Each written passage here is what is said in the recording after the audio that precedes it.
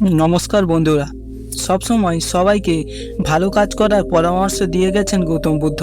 সাফল্যের পেছনে না দৌড়ে জীবনে সুখ লাভের পথ দেখিয়েছেন তিনি। জেনে নিন বুদ্ধের কয়েকটি মূল্যবান পরামর্শ। নিজে যুবরাজ হয়েও সর্বত্যাগী সন্ন্যাসীর পথ বেছে নিয়েছিলেন গৌতম বুদ্ধ।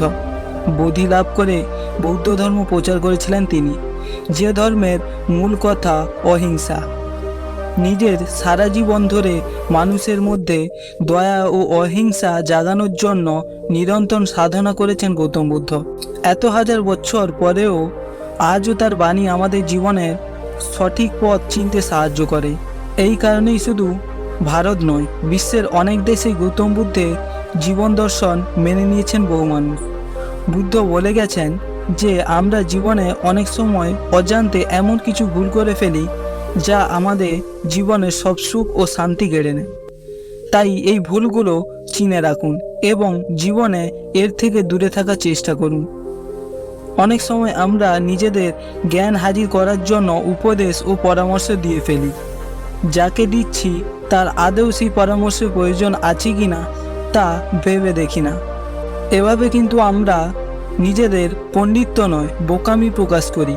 তাই আগে দেখুন যাকে উপদেশ দিচ্ছেন তার সত্যি এর প্রয়োজন আছে কিনা। দু রকমের মানুষ অন্যকে উপদেশ দিয়ে থাকেন। এক, যারা অনেক বড় বড় কথা বলে কিন্তু সামনে থাকা মানুষের মনে সেই সব কথার কোনো প্রভাব পড়ে না। অন্য ধরন হলো আর যাদের একটা ছোট্ট কথা সামনে জনের হৃদয় আন্দোলিত করতে পারে। তাই অন্যকে জ্ঞান দেওয়ার আগে নিজের কথাকে মূল্যবান করে তুলুন। একদিন গৌতম বুদ্ধ রাস্তা দিয়ে যাচ্ছিলেন। একজন সন্ন্যাসী তার দেহের অপরূপ জ্যোতি দেখে মুগ্ধ হয়ে যান। ওই সন্ন্যাসী তাকে জিজ্ঞাসা করেন, আপনি কি দেবতা? বুদ্ধ তাকে বলেন, না, আমিও আপনার মতো সাধারণ মানুষ। শুধু পার্থক্য হলো আমি জেগে আছি আর আপনি ঘুমিয়ে। এই সন্ন্যাসী তখন বুদ্ধের কাছে তার গুরুকে জানতে চান।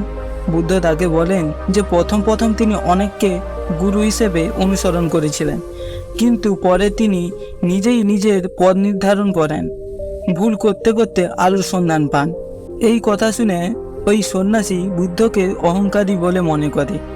তিনি বলেন, গুরু ছাড়া সাধনার সিদ্ধিলাভ সম্ভব নয়। তুমি তোমার গুরুর কৃতিত্ব নিজে নিতে চাইছো। এ কথা শুনে বুদ্ধ আর কোনো কথা না বলে সেখান থেকে চলে যান, কারণ তিনি এনার্জি ও সময় বৃথা নষ্ট করতে চাইছিলেন না। তিনি বুঝেছিলেন ওই সন্ন্যাসীর সঙ্গে কথা বাড়িয়ে কোনো লাভ নেই। এই কাহিনী থেকে আমরা এটাই বুঝতে পারি যে পরামর্শ তাকেই দেওয়া উচিত যার সেই পরামর্শের প্রয়োজন হয়। ধন্যবাদ। সুস্থ থাকুন। ভালো লাগলে চ্যানেলটি সাবস্ক্রাইব করুন।